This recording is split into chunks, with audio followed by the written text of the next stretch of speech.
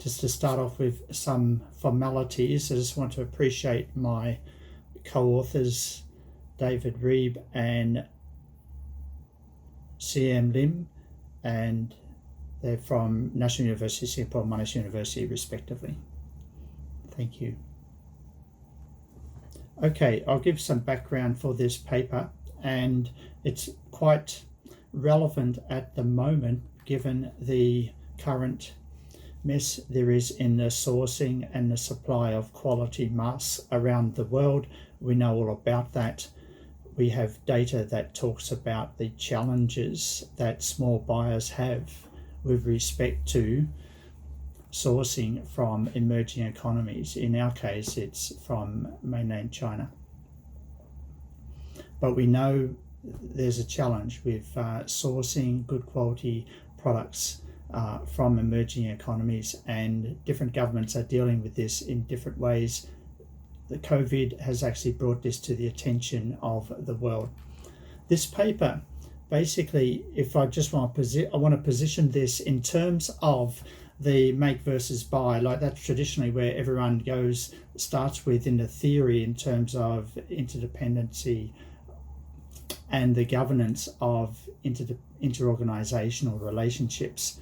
Okay, this is a supply chain, but this is a supply chain between small buyers or SMEs and their suppliers in developing economies.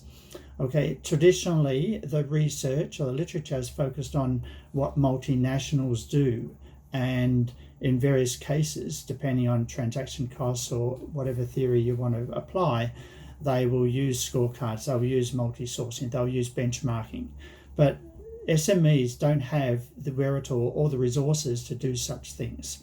They basically have contracting and screening mechanisms. And the big question is, okay, so if that's all they have, are they able to use it effectively in containing or constraining financial fraud?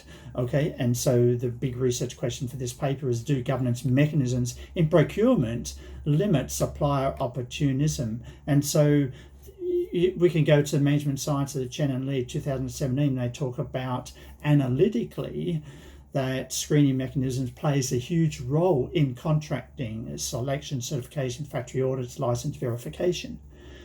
They also talk about developing mechanisms, and that's more the long-term management of a supplier. And even Cooper and Stakemulder from our accounting literature talks about that in 2004, when they look about how multinationals will use developing mechanisms to search for joint performance efficiency or even exert cost pressure. Our paper is not really focused on developing mechanisms because SMEs do not have the resources to actually use such types of governance mechanisms. So positioning our paper is where our objective function is the strategic opportunism undertaken by the supplier, which we call financial fraud, and we differentiate that from myopic opportunism, which is more an unintentional problem that is encountered by the buyer, poor quality, maybe it's a missed delivery, something that is not intentioned by the supplier. And we want to differentiate those two types of complaints. And what we're looking at is we're trying to predict that the severity of the worst complaint, that is a complaint for a supplier that intentionally wants to violate the supplier and buyer in terms of taking their resources, we call it financial fraud. We want to see if we can predict that with various contracting mechanisms that small buyers may use. So we're not looking at developing mechanisms, we're not looking at large firms, and we're not looking at the long-term approaches that buyers would use in managing the supply chain. So is the problem really, really bad? Well, from a multinational point of view, they're concerned with xenophobic risks, political risks, and cross-cultural risks. Small buyers are not concerned with that so much, but any problem that does occur for a small buyer can risk them in bankruptcy very, very easy, and they cannot go to legal recourse to deal with problems as they occur. Multinationals have the resources to do that.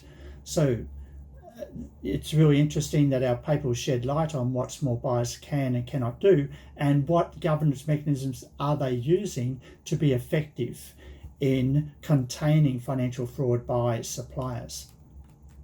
Here's an example of a scam or financial fraud we're talking about. This is a real scam. It was a $200 tri-motorbike that an Indian client went to one of my associates and said, oh, is this a legit site? And we find out it's not, because this site also supplies bicycles, electrical equipment, cameras, anything you like. They'll sell it to you. If they can get your money, then they're good to go, and you're not going to get your product. So this is a real scam. And you can go deeper and try and verify these scams by having a look at factory information, like especially when they say there's R&D staff or QC staff of 80 to 99 people, you can tell it's a scam already. Most factories in China do not have 80 to 99 people in R&D and QC staff.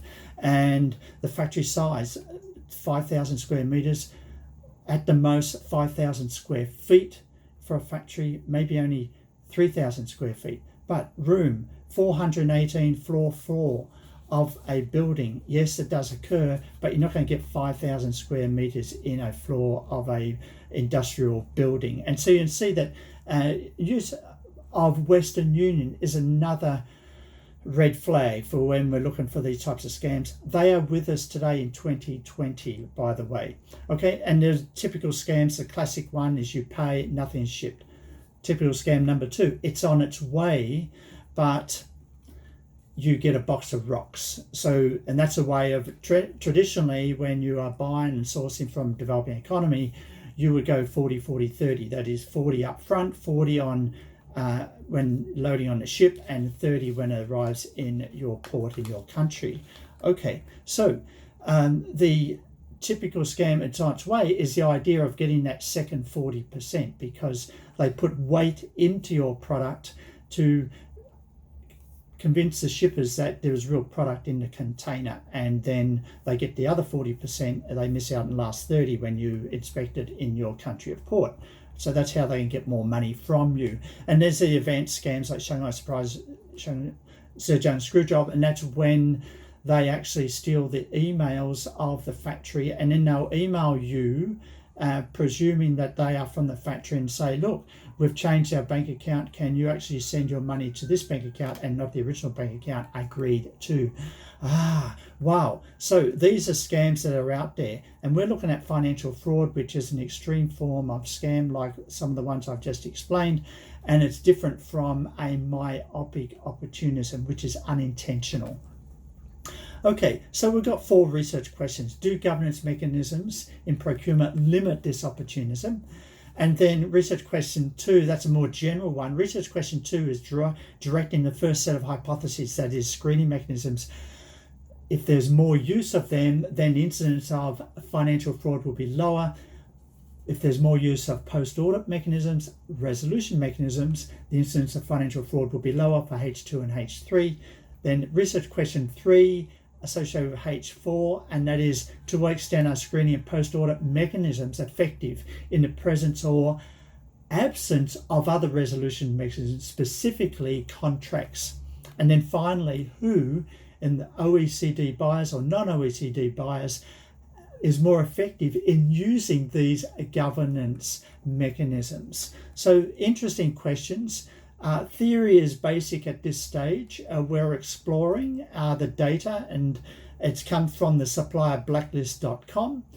I just want to show you some of the data, what it looks like, the type of products that were complained about in terms of the complaints that we got, over 1,200 complaints in 5 years from 2012 to 2017, and the distribution of the complaints came from went across industrial, electronic, and all the way to sports and outdoors and office, clothing, household, and the problems encountered with a range of problems.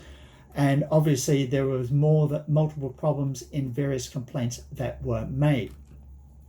If we look at the stage of the relationship, of course, there's always initial sampling and testing where problems go wrong. We are not looking at that stage, so we actually take that data out. We're looking at the initial order and the reorder process. In terms of the experience, yes, we have a mixture of inexperienced buyers, 483, that is their first year, and very experienced buyers, 260, with more than 10 years of experience. And they still have problems and still make complaints. If we look at the information on the business license, whether it's accurate, in 85% of cases, no. If we look at the independent quality control, you look at no independent QC took place in 58% of the cases. And then whether it was a formal contract, well, in 77% of the cases, yes, there was. And a visit to production site, this is a big thing I always tell my clients, and that is, yes, you need to visit, but in 83% of the cases, no visit was made to the factory. Amazing. A supplier's nationality, we're focusing on the Chinese suppliers to actually sharpen the inferences that we make from the analysis. 83% of the data represents sourcing from Chinese suppliers. And if we look at the type of international commercial terms, note that a majority is use B-port. That's when the supplier tells you that, oh, no, Mr. Buyer, you don't need to worry about shipping from China. You can collect the package from the port in LA, the port in Amsterdam, the port in England, wherever you are located, and we'll take care of the rest. That's an absolute no-no in best practice procurement strategy. And isn't it interesting that FOB is the most common practice, is the best practice, where you actually take command and take control and responsibility from the shipment of the product from the port in China or the port in another country where the supplier you are sourcing from is located. Okay, so we have various screening mechanisms such as references that you get, visit by the buyer or a third-party visit to the factory, or a verified business license.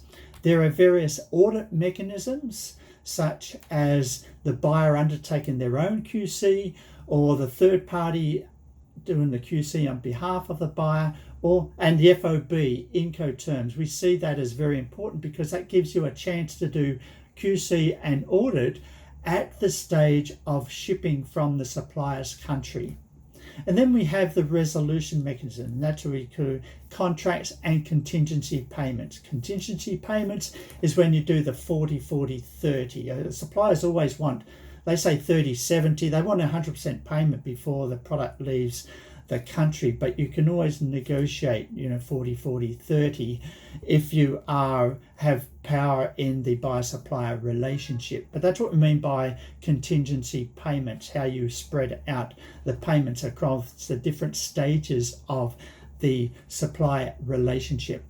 And so we want to look at the results now. And so the first three hypotheses are focusing on, are these best practices, are they associated with reduced incidence of the more severe of these complaints, that is financial fraud, where buyers got the product and they lost the money. That is, the product is a box of rocks, or it wasn't shipped, but they follow up with the supplier and the supplier is nowhere to be seen. They cannot follow up, the supplier is not contacting them, and the buyer's just lost everything. So it's a pure financial fraud, we call that. And we're differentiating that from a complaint about a quality problem where they can follow up with a supplier, a complaint about a misdelivery, a complaint about something, but they can follow up the supplier is legitimate. Okay, so it's a more extreme form of complaint that we have as our objective function. So if this is a logic model that we're running here, and so you can see that H1 is significant for verified business and the buyer visit, H2 is significant for the third party quality check, and H3 is significant for the prediction, is significant for the use of contracts. And you're probably thinking, okay, well, we shouldn't be surprised with that. Interesting out of this that the third-party quality check has the largest marginal effect with respect to our objective function, that is the incidence of a financial fraud, and that's followed by verifying the business and references, and then our contracts are last. But they're all significant, those four governance mechanisms. Let's have a look at our H4, and that is about, we want to separate the data into those complaints where a formal contract was in place and those cases where a formal contract was not in place. And as you can see, that there's no difference in the level of governance mechanisms used by the buyers across contracting and no contracting. But there is a big difference in the level of the incidence of the more extreme form of scam, that is the financial fraud, we label it, for those buyer-supplier relationships where there was no contract, and that's a very significant higher level of incidence of financial fraud. So if we look at testing H4, if we look at the sample in the first model, that is the full sample where we have a contract in place, notice that the verifying of the business and the buyer visit is very, very significant. And that's a very significant, and that, you know, there's a complementarity there of doing these two steps with the contract is associated with lower incidence of financial fraud.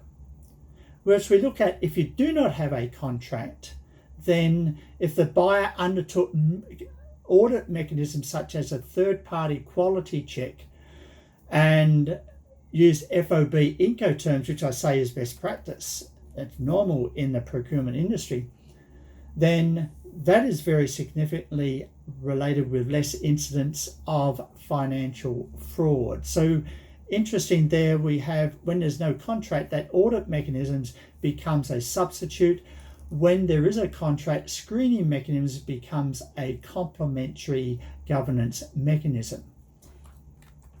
If we look at H5, is there a difference between OECD buyers and non-OECD buyers? You could argue both ways for this. Like, you could say, well, OECD buyers, they have the resources, they have the wherewithal to understand how best to use contracts.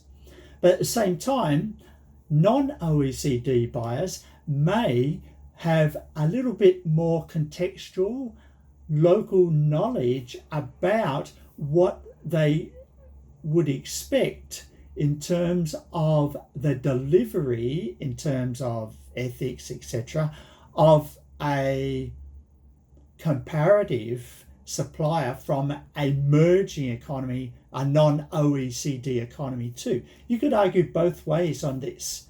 And so we want to, so it's exploratory in this way. But what we do find is evidence for the first argument that OECD buyers have much more resources and wherewithal to understand how to execute a good contract, and so they are effectively using screening mechanisms.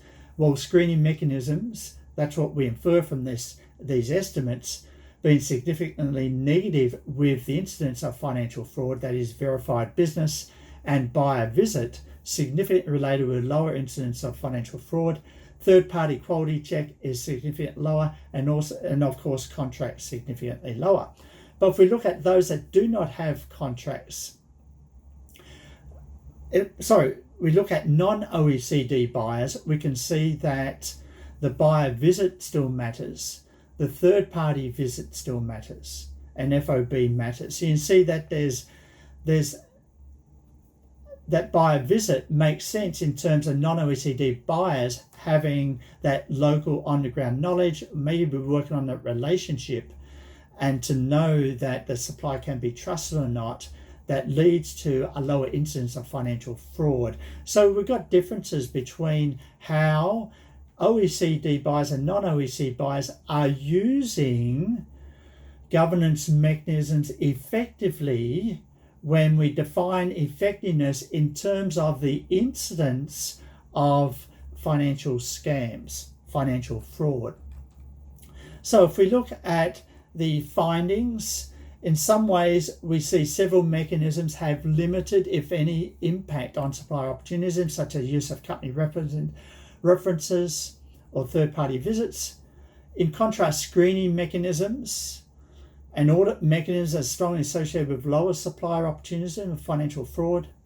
And we find that some firms from developed economies appear to experience less supplier opportunism than firms from non-OECD countries. But we find the effectiveness of them using the mechanisms is much broader than what for buyers from non-OECD buyers using the same mechanisms in relation to the incidence of financial fraud.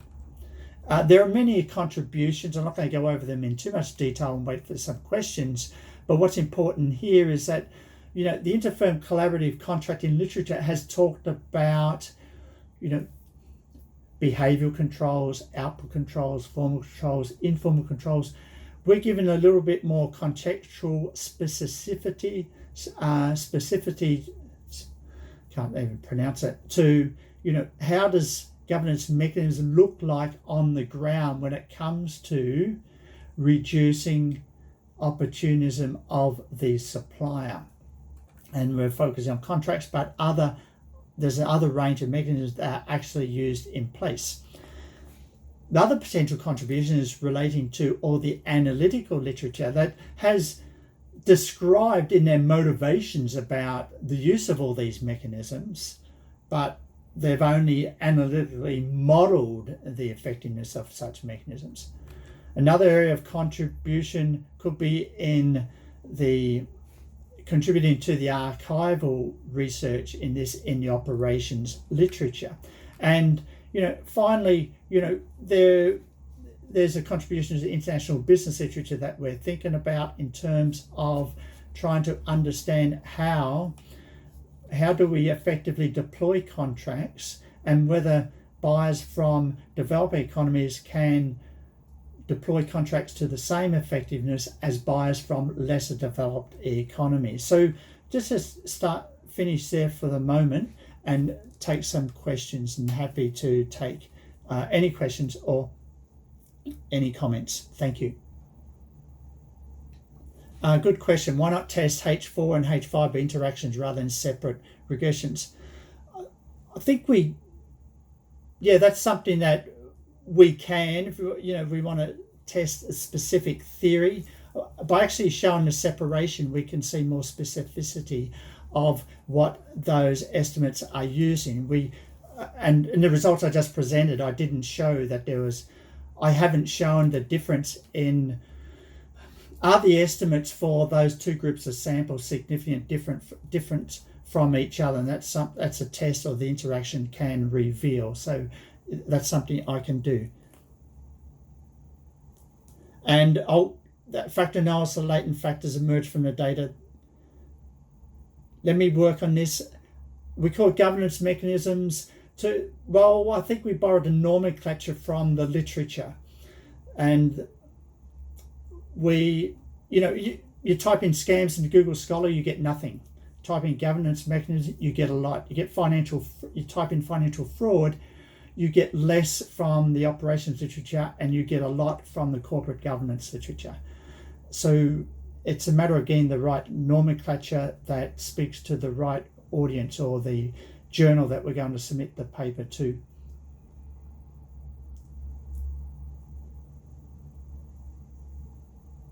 Yes, I understand the question about financial fraud, and I think it'll be guided by the journal that we submit it to. At this stage, we're leaning to send it to something like SMJ or GIBS journal, and they may be a little bit more open to that use of terminology. But I understand financial fraud has much more corporate governance connotation than it does a supply chain governance representation. I appreciate all these comments, Stephen, and thank you for staying up late to to make these comments. Really appreciate this. Thank you. And I'll follow up on all of them.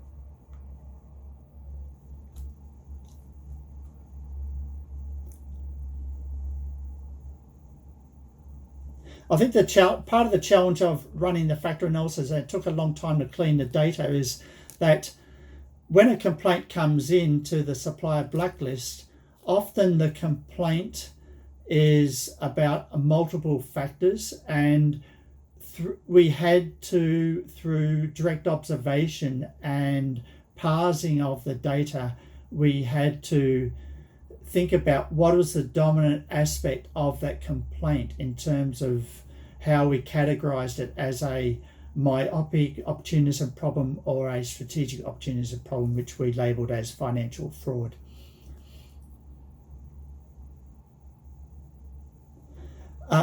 Your question actually goes even beyond this paper. How reliable are third-party visits?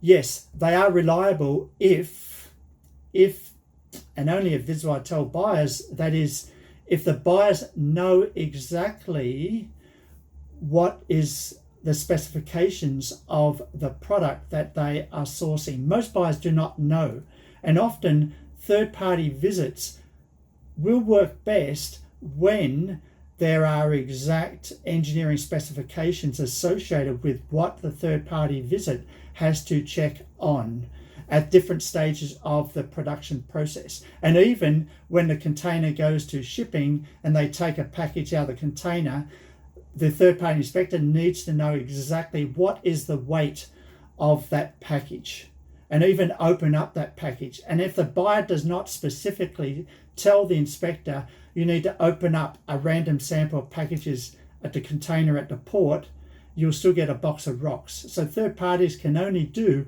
what buyers contract them with to do. So they're only effective as much as the buyer has that sense and the wherewithal to understand what the problems can go wrong and make sure the third party does the right thing by them. Because a third party contracts with the buyer, and that contract has to be rock solid as much as you want the contract to be with the supplier, even more so. My big advice to the buyers with regard to third parties is don't just contract with third parties online and send them a bunch of specs for the third parties to check up from. You need to develop a relationship with the third party, and that's probably more important than developing a relationship with the supplier. And then you use that third party and that relationship to get a joint understanding of exactly what the third party needs to check on. And that's how you make the most effectiveness out of a third-party visit. Thank you. I really appreciate these questions.